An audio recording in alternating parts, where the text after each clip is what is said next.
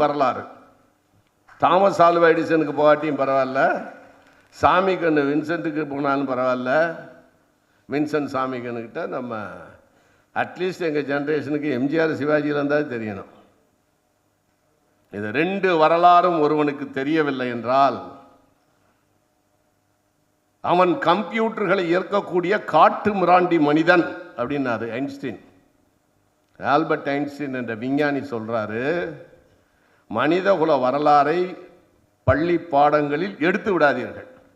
மனிதகுல வரலாறும் அவன் சார்ந்திருக்கக்கூடிய தொழிலின் வரலாறும் அவனுக்கு தெரியவில்லை என்றால் அவன் வாழ்க்கையில் முன்னுக்கு வரமாட்டான், அவன் வாழ்க்கையில் நிலைத்து நிற்க மாட்டான்.